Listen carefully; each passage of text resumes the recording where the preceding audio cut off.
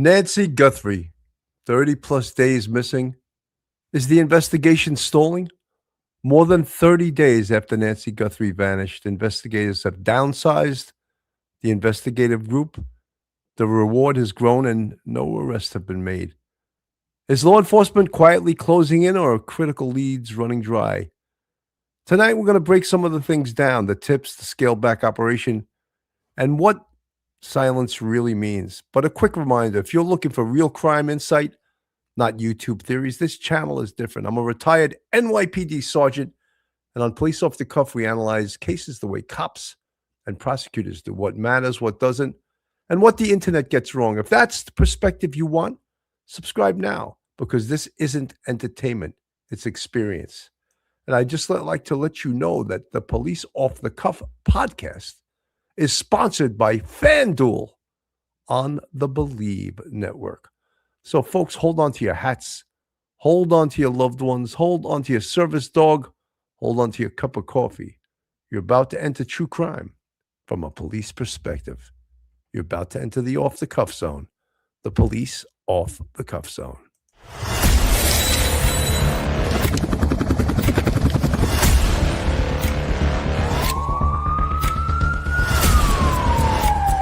There has to be some common sense. They were the ones who called 911 to get him help, and now they're calling for change.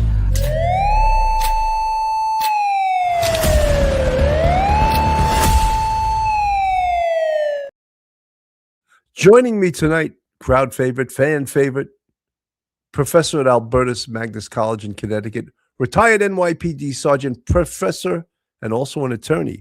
Welcome to the show, Professor Mike Geary. Welcome, Mike. Hey, Bill. Good evening. Thank you for having me on tonight. Thank you.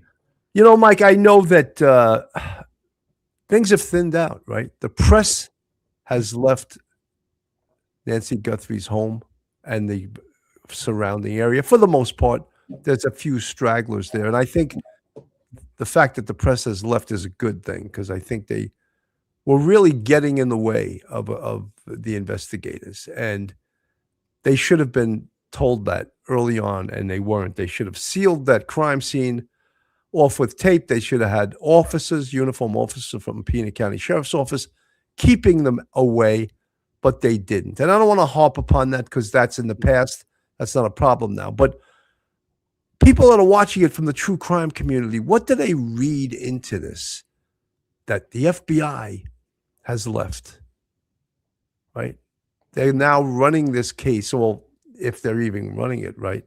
They're running it out of a no longer Tucson, right?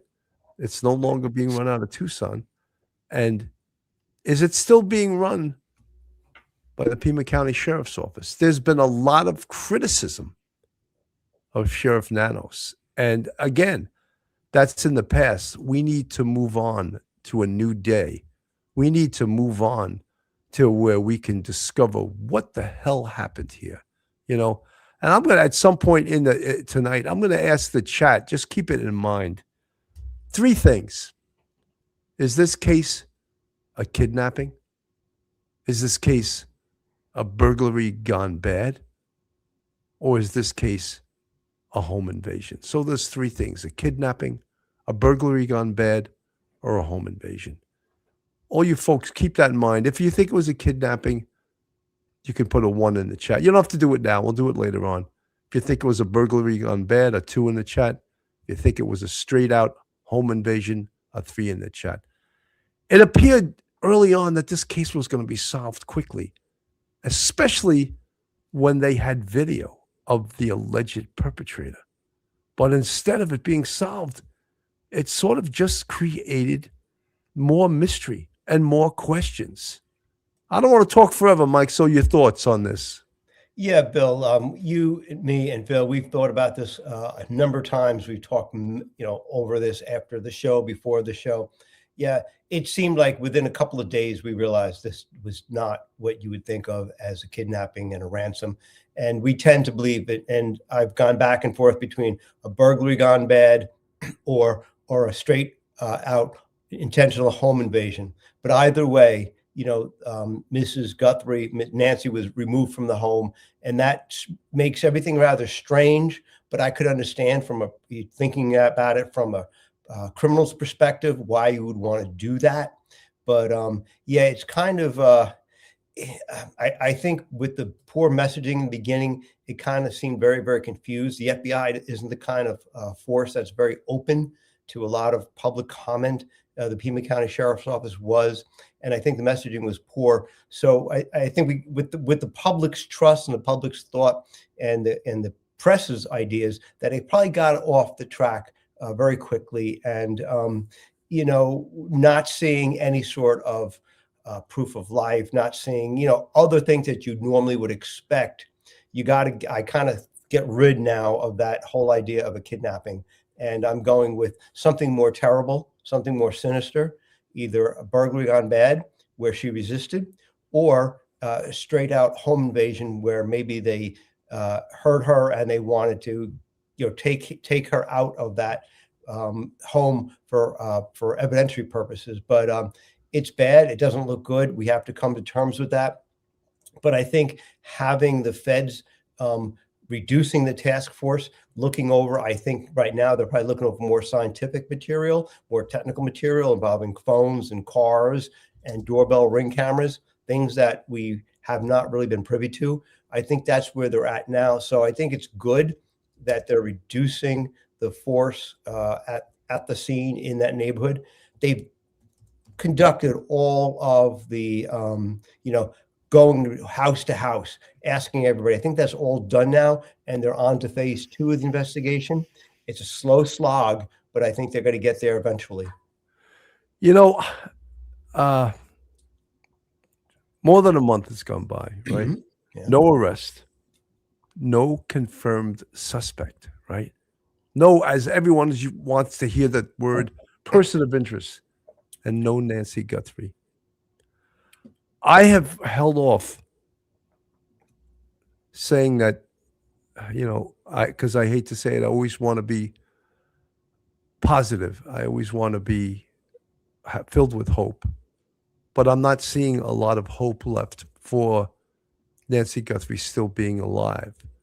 So what we must do as law enforcement and any professional searchers that want to volunteer with law enforcement to search for Nancy Guthrie's body, they know how to do it.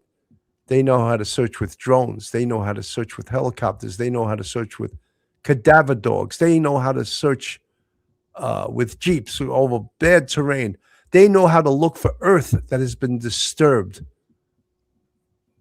to look for potentially where a body is buried.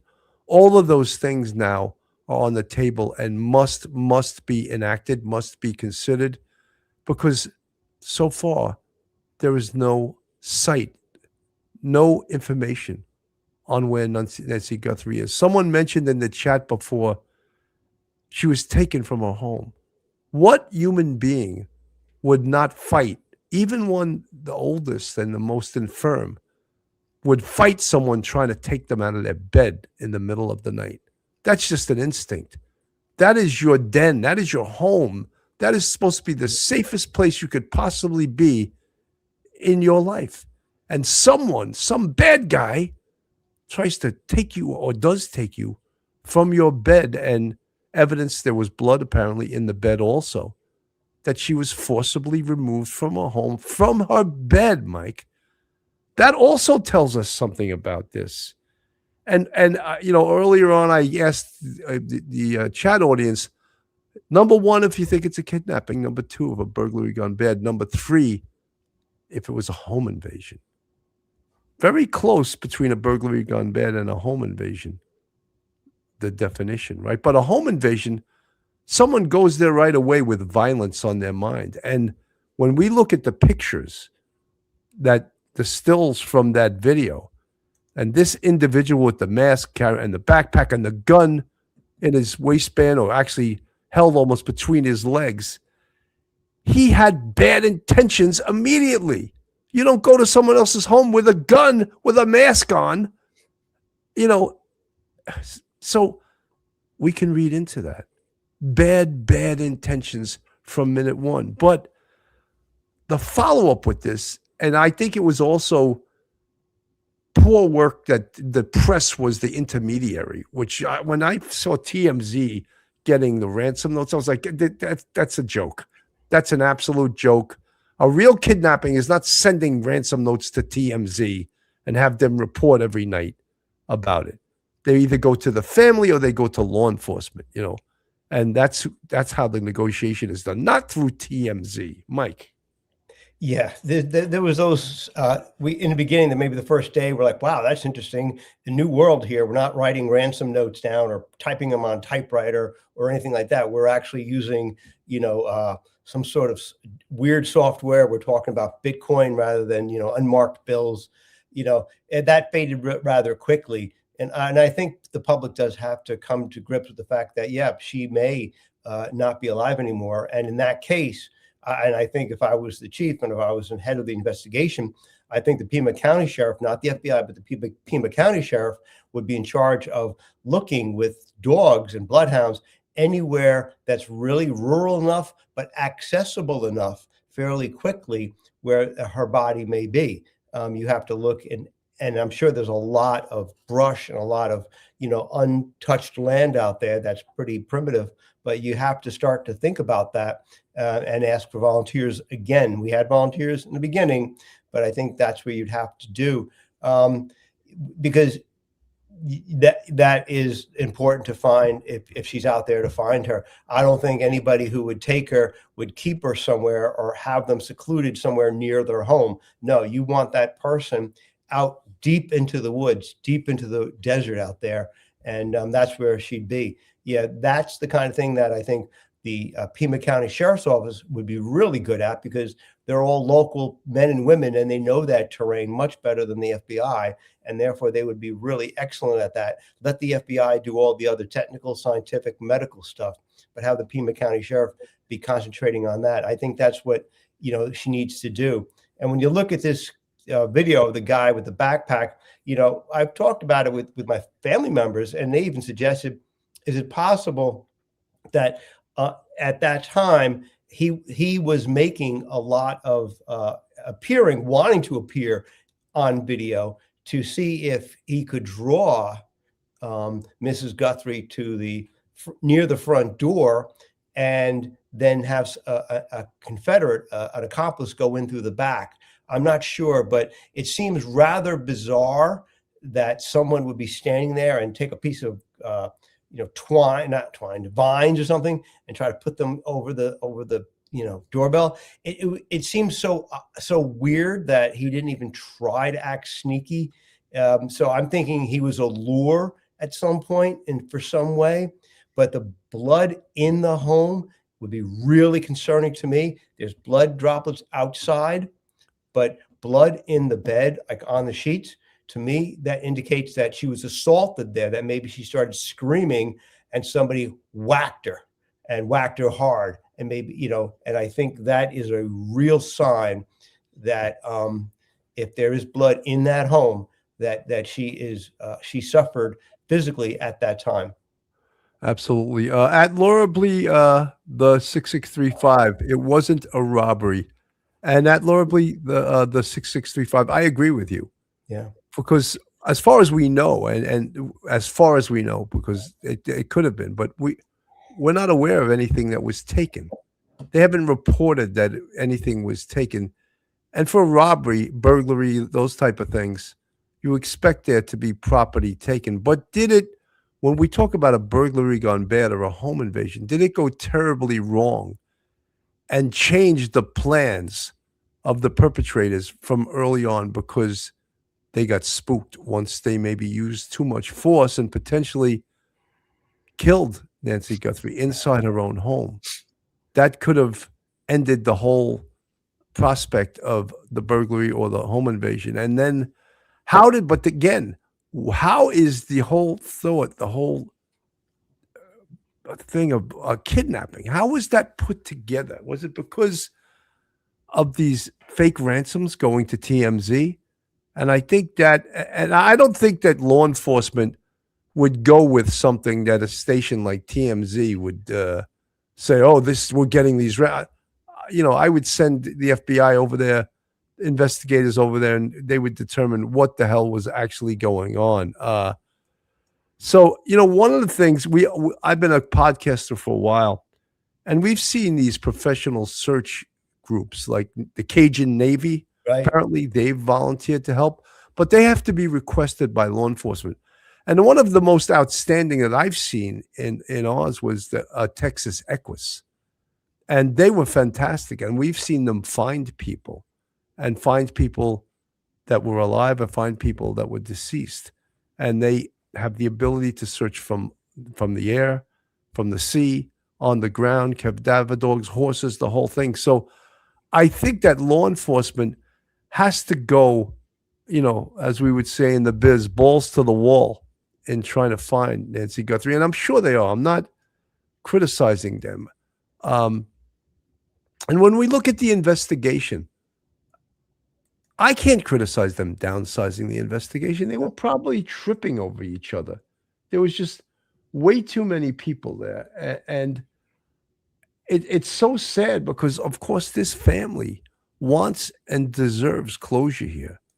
And right now, it appears to be an extreme mystery. And I don't know if law enforcement, in fact, has that much going in regards to who may have done this. This is from NBC News.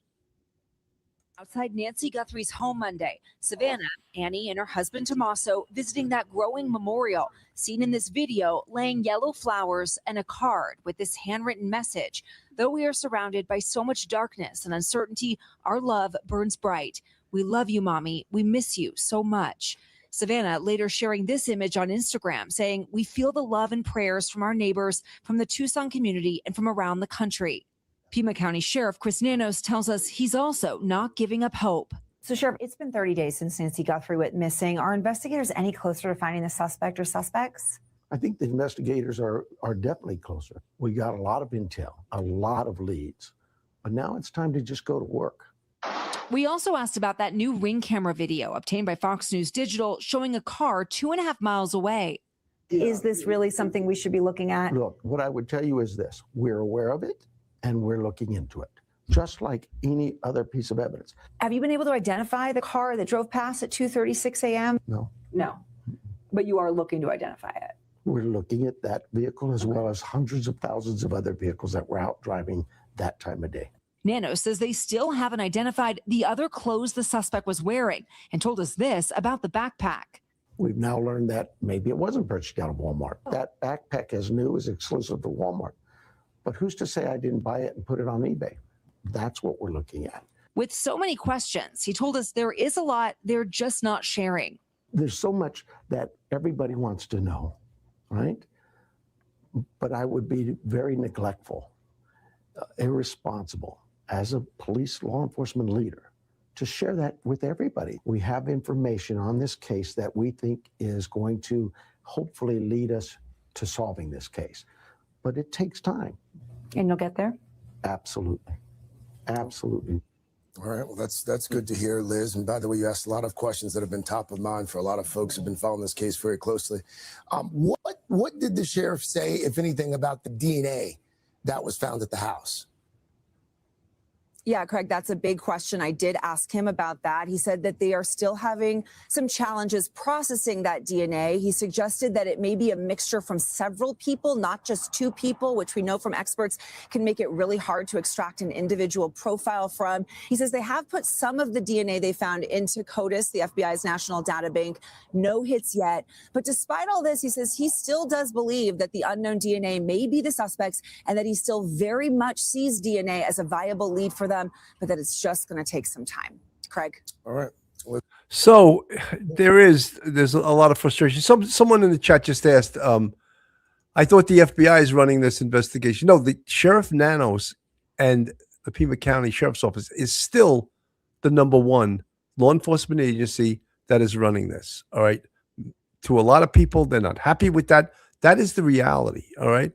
Unless it crosses over, and early on it crossed over to a crime that the FBI specifically has jurisdiction over, they can't just take the case from a law enforcement agency that has jurisdiction. And in this case, the Pima County Sheriff's Office has jurisdiction. Now, what many people criticized early on, of course, is that the Sheriff Nanos should have called the FBI in right away and played much better with them in the sandbox, as they say. He should have brought them in and made them equal partners, because the FBI has expertise in this area. And that's where a lot of the criticism comes from, as well as what we've talked about numerous times, is the poor messaging in this case. Mike. Yeah, in the beginning, the FBI should have been brought in within 24 hours once they realized, who this was, and possibly if some person some lady whose daughter is a huge celebrity, then you're thinking maybe right off the bat, you're thinking, A, a missing person, she walked off on her own somewhere, or B, more likely that you might think it's a kidnapping because of the possibility of someone thinking that they're going to get a huge reward for returning 84-year-old Nancy Guthrie. So you're sitting there and you're saying, okay, if it is a kidnapping, that's a state charge, okay? But if you have any evidence whatsoever that it crossed state lines into New Mexico or Texas or any place north, maybe again Nevada or whatever's out there, then the FBI would probably have the jurisdiction of the case. But no matter what, even if you believe that those abductors who took Nancy, or those people who took her, if you believe that they're within the state, the FBI is going to assist the sheriff, the local police department. That's the way it always is done. They're not going to take over. They're going to supply as much personnel, the manpower, the technical expertise, maybe all the scientific evidence that has all the bells and whistles, all that extra stuff that the local and the town and the county police departments don't have. But no matter what, it's always going to start out with the local sheriff, the local PD they're the ones calling the shots. And until such other time, then it'd be the FBI. But in this case, it is as you say, the search is, and this investigation is all being run from Pima County, no matter what. And we hope that Pima County would play well, as you say, in the sandbox with the FBI, realizing how much the FBI does bring to the game, a lot more capabilities than the Pima County Sheriff in many respects. And if that wasn't done, and it was a mistake, and it's something you may not recover from. But right at this point, all the technical, investigation, that's all being conducted by the FBI. Absolutely. Pauline Buckles from the chat. If it's a kidnapping, they would have taken her meds with them to keep her alive for purposes of a huge ransom payout. Good point, Pauline. Let's see. From the chat at Mirjana Dovic 9778. Some of these names are hard to read. I think it was a ransom kidnapping, but she somehow passed away a few hours later, and they didn't reach to the family because they couldn't prove she was alive. Well, that's Mr. Jana Dovic. That is the number thing that we were screaming out early on in the case, was they need a proof of life. And without a proof of life, you would never, ever, ever pay the ransom, because they can't prove, A, that they have the person, B, that the person's alive. So we had one of the most famous hostage negotiators in the world on our show, retired NYPD Lieutenant Jack Cambria. And he spoke very early on in this investigation. He acknowledged also that this wasn't a classic kidnapping, that it was quite different than the classic kidnapping. And I think most of the police right now would probably agree with that. And during the course of this investigation, which of course started on February 1st, so 28, it's 31 days right now, every talking head on this earth has been on numerous TV stations giving their humble opinions. But guess what? No one knows anything except the people that are working this case, that have been privy to all of the tips, all of the evidence, all of the investigative steps they've taken. Those are the people you want to listen to, not the talking heads. And I'm not saying a lot of the talking heads out there, they have tremendous experience, tremendous knowledge. One thing they don't have information from ground zero of this investigation. Mike. Yeah, even no matter how much experience you have, and between you, me, and Phil, we've talked about it. We've got like 75 years of experience at least. But until you have that case file, and until you see what's going on in behind the scenes, what information Chief Nanos, Sheriff Nanos talked about, information held close to the vest that they're not releasing. That happens in every investigation. And I hope, hope that he's not exaggerating. Hope there is tremendous amount of information out there that we're not privy to that is helping them knock people off the possible suspect list, starting with the family and working outward. And I hope Absolutely. I hope he's being accurate about that. Atlanta Don't Die fan. Oh, thank you for the 199 super sticker. What about Mexico? Would that be the FBI jurisdiction? No. If the investigation crosses state lines, then the FBI, but not into another country. It doesn't specifically give them jurisdiction. It could, but it doesn't specifically. I don't think the FBI just wants this case. It's a case that they happily assist in, but look, in these cases, if the FBI came in and they threw their weight around, they would get a very poor reputation among law enforcement throughout the United States. So that's why this is done this way. And everyone thinks that the FBI can just come in there and just take over the case, and they can't. Janet Wild 6803.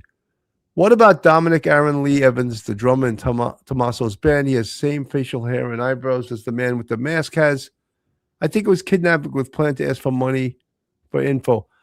At Janet Wild 6803, I'm sure that the FBI and the Pima County Sheriff's Office have checked all these leads. And wasn't it curious that today, and I'll play it right now, that one of the people involved that you'll see in this photo right here, I'm going to put it up on the screen in this short video, is Tommaso. And he was rumored early on to be a suspect. There he is right there. I'll play this quick little video.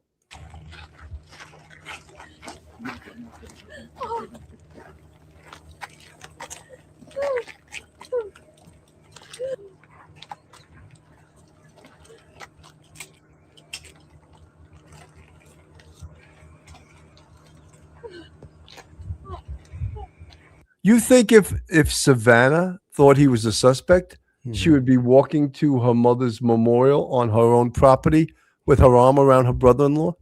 So do you think she thinks he's a suspect?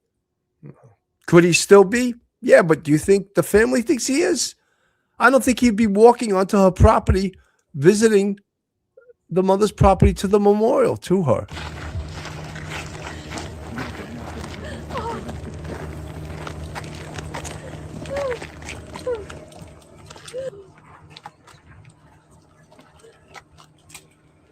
Family walking up to the memorial, putting flowers down. Savannah hugging her brother-in-law and her sister Annie there.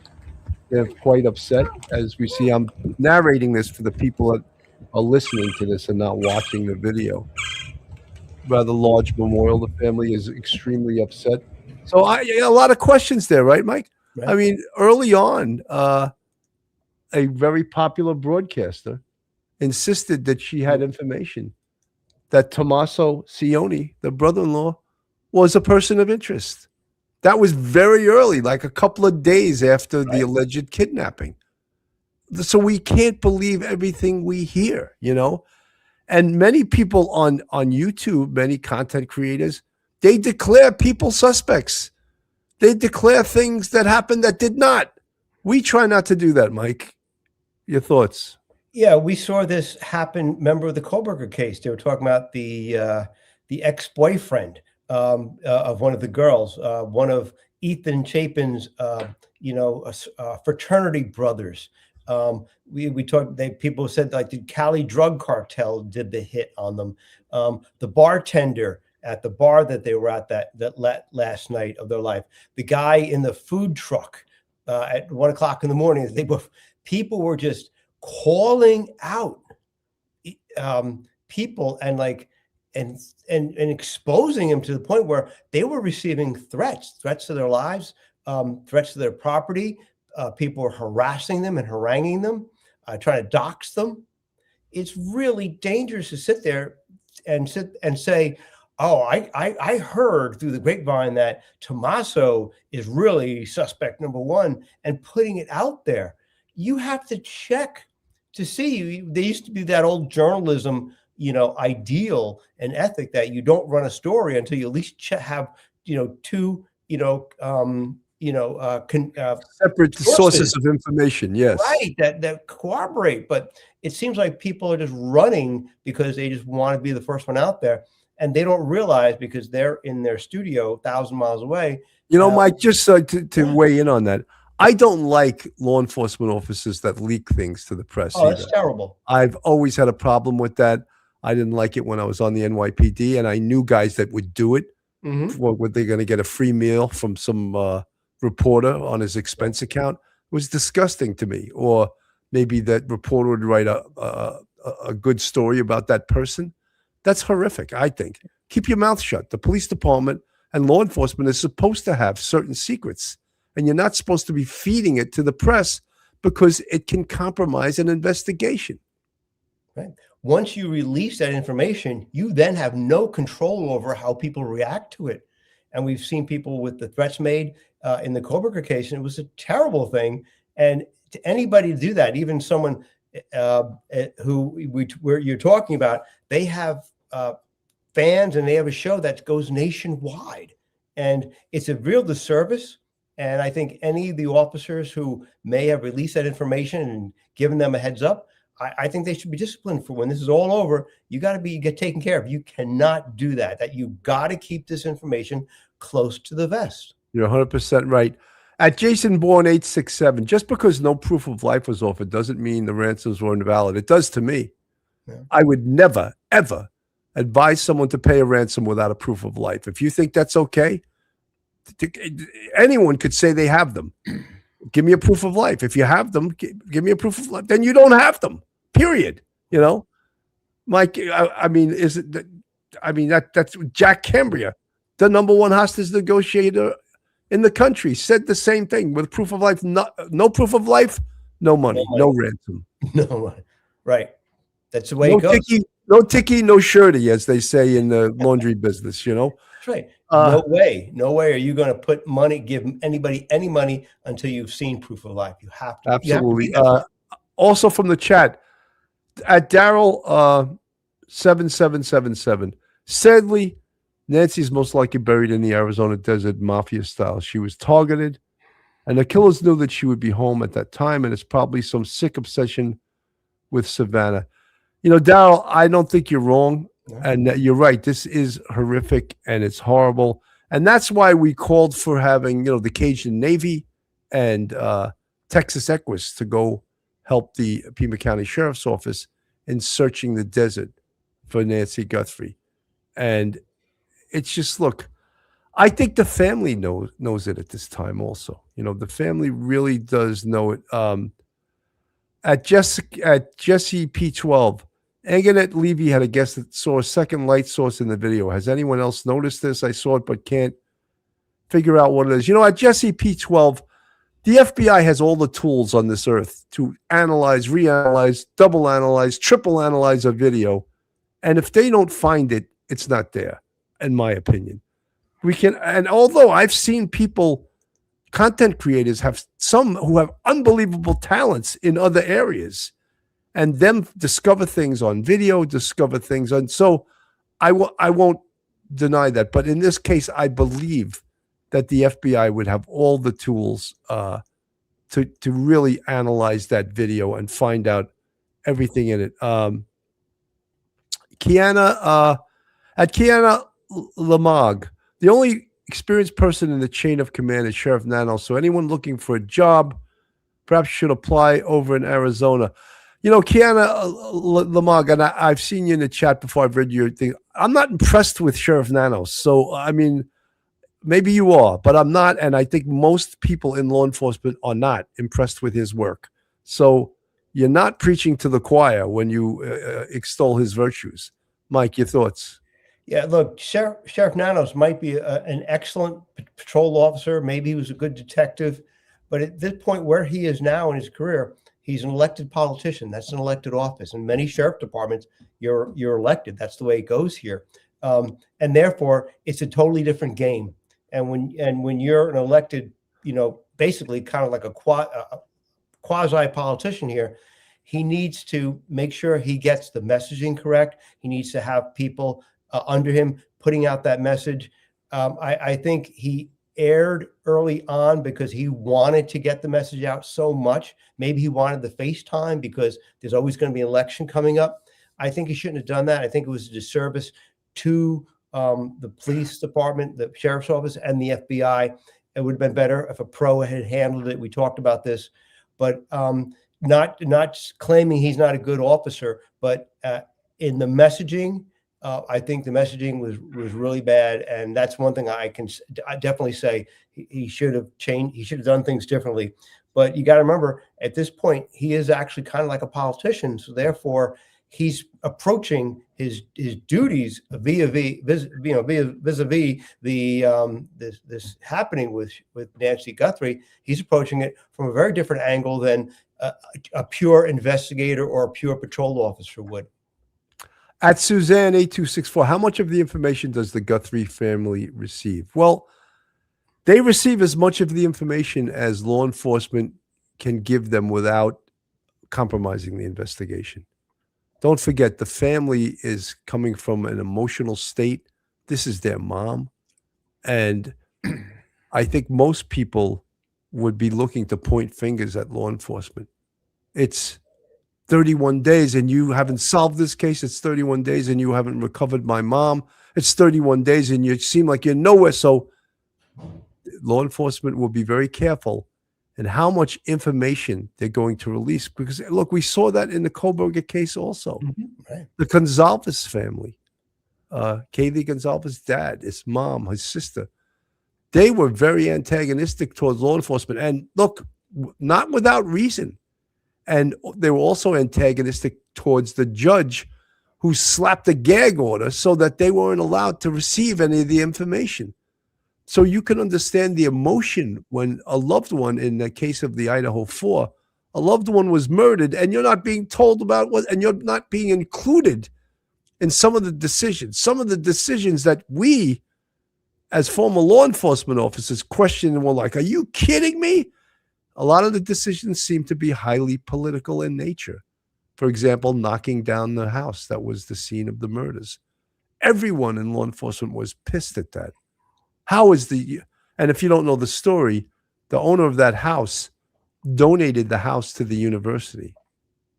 And then the university chose to knock it down because they were losing students just by the eyesore of that house that was the site where 4 students were murdered. They wanted that house knocked down the day after it. And when they knocked it down, from our perspective, they knocked down the greatest crime scene and the greatest emotion that it could raise to a jury doing a walkthrough if the case in fact went to trial. As it turned out, the house was knocked down. The case never went to trial. Brian Koberger pled guilty, but we questioned that and we were quite upset about it when they knocked that house down. Mike. Yeah, the family's going to know a lot more, and I'm sure the Guthrie family knows a lot more than the public knows. And I'm sure the FBI has talked to them, and I'm sure the Pima County Sheriff's Office people have talked to them. But one of the issues that the law enforcement, when they do give information to the family, has to deal with is what happened in the Koberger cases. I remember there was stories with Mr. Gonzalez or the Gonzalez, some members of the Gonzalez family talked to a reporter about information that was supposed to be kept secret about autopsy results. And that hadn't come out yet. That was early on in the investigation. And they were mentioned to a reporter, and the reporter reported it. And I think it infuriated a lot of law enforcement because that was supposed to be something to be held very private. But the family, in their grief, they just wanted to tell somebody. And they talked to a reporter that probably had tried to talk to them many times before. And so the law enforcement, if I'm running that investigation with the Guthries, I'm going to give them a lot of information, but there's certain things I'm going to leave out because I would be afraid of them maybe just a slip of the tongue to one person in the press, and then it becomes this huge Megillah. And you can't have that. So you have to be really careful. No matter how much they ask, give them some information, but some information you have to keep just among the investigators, and it goes no further until this case is solved. Absolutely. This is Police Off the Cuff, folks. If you're not subscribed, hit that subscribe button, give us a thumbs up, hit the like button, share us with your friends and your family, make lots of comments. We love reading your comments. In addition, if you want to contribute financially, we have a Patreon with 4 different levels. We also have a YouTube channel membership with 5 different levels, and you can become part of the Police Off the Cuff family by joining our YouTube channel member, becoming a YouTube channel member, I should say. This is from a local TV station. He leads to try and get closer to solving this case. News 4 Tucson's Andrew Capasso has covered this investigation from the beginning. He's live at the Pima County Sheriff's Department with a look at where things stand right now. Andrew. Yeah, Robbie, good afternoon to you. Nice to see you. So this evidence ranges from that DNA collected near the scene to cars, and of course that doorbell camera video from the night Nancy was taken. Sheriff Chris Nanos says there are several good leads here, and he is confident in his investigators. So right this second, investigators are waiting for DNA at that Florida lab, that private lab there in Florida. At the same time, dozens of FBI agents are still on the ground here in Tucson working this case. So now, today, more than a month later, we are less in the evidence collection phase and more in the analysis of everything collected phase. The sheriff says it's frustrating to wait. He understands that, but he says it is important, and this part takes time. Meanwhile, he says some of the leads investigators have in their hands right now are very promising. Listen to this. We have information on this case that we think is going to hopefully lead us to solving this case. But it takes time, because my team can now focus on what's really the meat and potatoes of this case, and that is who it is that was in that video and who took Nancy Guthrie. So the sheriff standing by his team of investigators. He was asked if he's confident his investigators will solve this. The sheriff saying, quote, absolutely, we will get there. So we're going to continue to stay on top of this. Of course, I've also talked to United Cajun Navy today. They're offering a lot of help and a lot of resources from across the United States, really around the world. We're going to talk to them and hear from more of them coming up starting at 4 o'clock. For now, reporting live at Pima County Sheriff's Department headquarters, I'm Andrew Capasso, News 4 Tucson. Robbie, send it back over. You know, just there was a couple of things said there, I think, that are inaccurate. And one was that the DNA found inside the house, I believe 2 of the samples, there was 3 samples, 2 of them came back to people that had permission and authority, that was identified DNA to be in her house. They were not suspects. The 3rd sample was commingled and was very difficult to work with. So that wasn't helpful. At this point, they can still keep working on it. The other thing is they were presented, you know, the DNA was, of course, put into CODIS, the Combined DNA Identification System, run by the FBI with 2 categories of DNA, convicted offender DNA and forensic DNA, which comes DNA from crime scenes that is yet to be identified. No hits in either one of those, which we didn't truly expect anyway. So the DNA in the house so far has not been helpful. But look, there are things in this case, and I think this case, when it gets solved, and I believe it will get solved, is going to come from the scientific area, the digital evidence. And some of the things people questioned the other day, why were U.S. attorneys and district attorneys walking on Nancy Guthrie's, walking into the crime scene, walking into her house? Well, they want to walk through the crime scene because they're going to be the ones writing search warrants, writing subpoenas, and potentially writing an arrest warrant as the case moves forward. So I fully expect there to be closure in this case vis-a-vis an arrest. But as Sheriff Nanos said, it's going to take time. This wasn't the bunt that they thought it was. this is a tough case. And they thought they were going to, we're all so used to seeing, the first 48. Right. Well, I've been on lots of cases that were not solved in the first 48, and that's sort of a misnomer. What it means is that after the first 48, the case gets more difficult to solve. And the statistics say it's not going to be solved in the same as if leads were picked up in the first 48. But it doesn't mean it can't be solved or it won't be solved. So we can't just look at TV and use those cliches. Mike. Yeah, if you were talking straight up kidnapping hostage, your time is of the essence. These things are going to be solved quickly. The people who have taken somebody, they want to get them off their hands. They want the reward as fast as possible. There'd be proof of life, and this would be over for good or for bad very quickly. But in a case like this, where it appears that she suffered physical abuse and maybe even possibly death, and we haven't heard anything in 31 days. And if you look at it from the perspective not of a hostage or a kidnapping, but actually of a homicide, 31 days is not a long time whatsoever. I remember with the Kohlberger case, people were talking about it's a cold case after 2 weeks. That's ridiculous. They worked at warp speed behind the scene and they did amazing things in the Kohlberger case. The FBI, the Idaho State Police, and the local police, the local Moscow Police Department. I would believe that there is pretty much the same type of, I'm hoping, of teamwork here.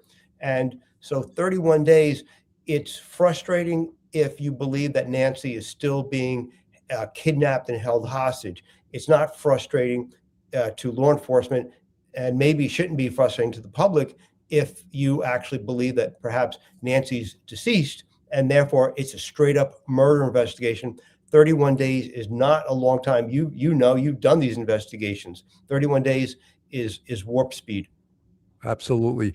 At Jason Bourne, 867, but the ransom letters contain details only the abductors would know. That's why the FBI believed they were authentic. I never heard the FBI thought those letters were authentic.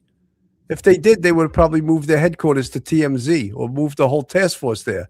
I never heard anything that was in those letters that would lead the FBI. And again, if they cannot provide proof of life, they're lying. They're not telling the truth.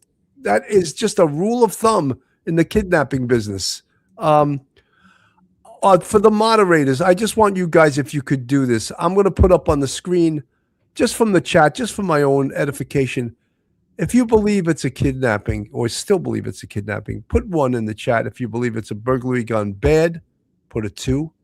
If you think it's a home invasion, put a 3. And Carol Grayston, if you could do the count, give us, as well as you can do the count of 1, 2, and 3. I put that up in the chat so that folks can refer to it.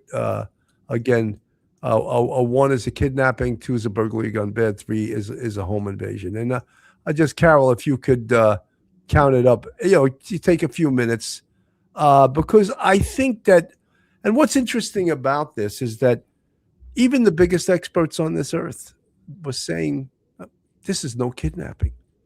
Some of the top FBI investigative bosses, the senior agent in charge, was saying 2 or 3 days after this occurred, this is no kidnapping.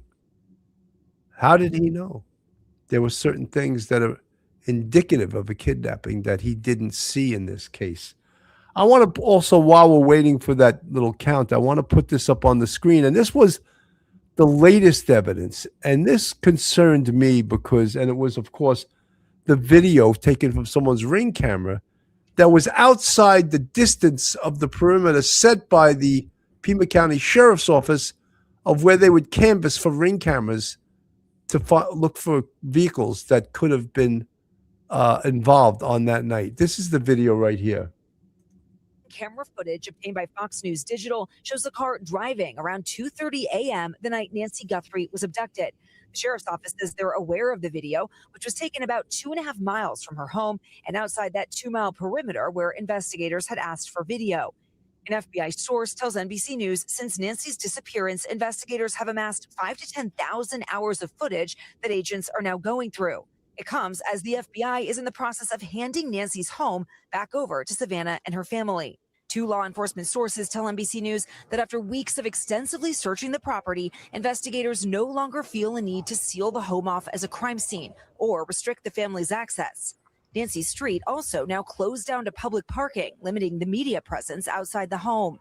This will now be the second time the property has been returned to the family. 2 days after Nancy's abduction, the Pima County Sheriff announces investigators had completed their search.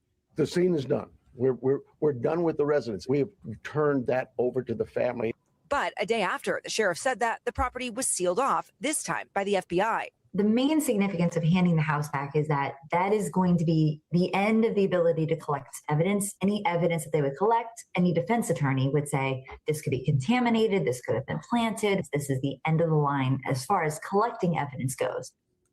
And with that, Liz joins us tonight live from outside the FBI field office in Phoenix, where many of those thousands of hours of footage and some of that DNA is being reviewed.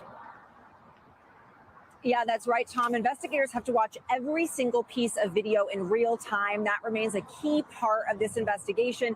And while there are still many boots on the ground in Tucson, a senior law enforcement official says there are now scores of agents centered here in Phoenix where they're analyzing intel and poring over all that evidence. Tom? All right, Liz Kreutz for us tonight. Liz, thank you.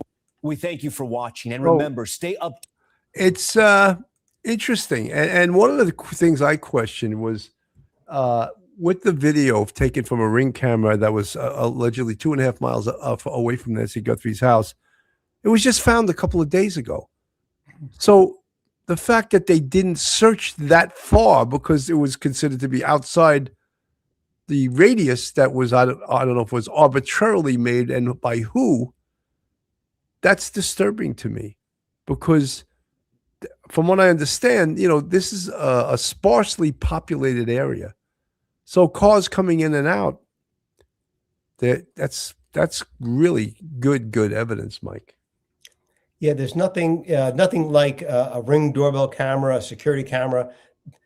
We saw this early on in the Kohlberger case where they realized from a security camera like a couple of miles away near, I think, some sort of gas station or snack shop or something like that, that they were looking at a late model 2015, 2016 Hyundai Elantra.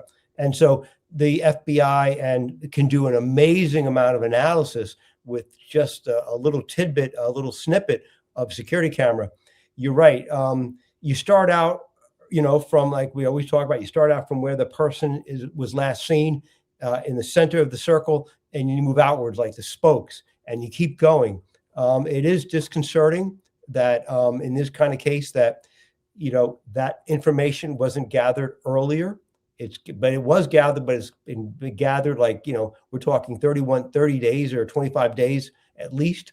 That perimeter was expanded very slowly. Maybe they were going to get there, but thankfully someone who had that Ring camera footage themselves on their own checked, because I believe that they spontaneously looked and then notified the police. I don't think the police came to their house. So yeah, they kind of missed the boat on that perimeter. It should have kept going. Why it wasn't, I don't know. But in a rural area like this, you got to go pretty far. It's not like a city block in New York. And even that, I don't care how many apartment buildings you got to go through each and every one of them for blocks on end in every direction. But it is disconcerting that this information was gathered so late. And we can only hope that that information can shed new light on who may possibly be a suspect, or convince them that maybe somebody that they already have, their sights on, maybe, more information to, circumstantial evidence towards them. But either way, it's great to have it. We would just wish they had it weeks and weeks earlier. Absolutely. At Dr. Brian Jenkins 7959, none of the three, I think it was a murder, and something went wrong and they had to take the body.